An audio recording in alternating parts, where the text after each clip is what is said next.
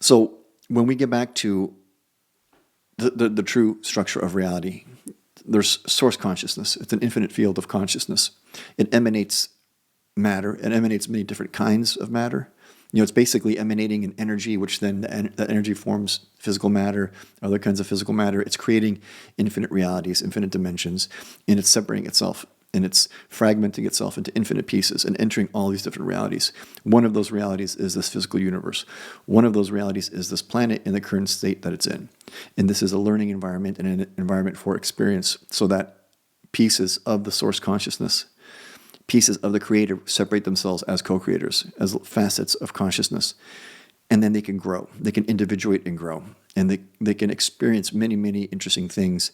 And by limiting themselves in what they can do, and in limiting their memories and their abilities, let's say their powers, they put themselves in situations which create friction and tension and stress. And that's a period of learning. That's a process. That's a phase that's very important for the growth of an individual. And that's what we're doing. That's what you're doing.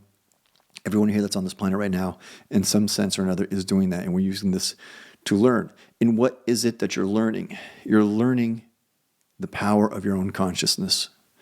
You're learning to control your thoughts, your emotions, to control your desires, because you are a creator. You create with your consciousness, pure consciousness. That's all that there is. Consciousness has created everything around us in at some level, even if it's not entirely apparent to us right now. And you're doing that as well. You're part of this creative process, and we all are. So all of us, all humans, are jointly creating this consensus reality of what exists on the planet right now. And you have that ability, you have that power, so you have to learn to control it responsibly. You have to grow into that power, and as you mature and you grow spiritually and you become a more developed, individuated form of consciousness, the amount of free will that you have available to you, you will grow that yourself. So now you have more ability to do things. So your free will essentially expands, because free will is not binary. It's not either you have free will or you don't. It's a continuum. And as you develop spiritually and as you mature as an individuated form of consciousness, the free will available to you expands.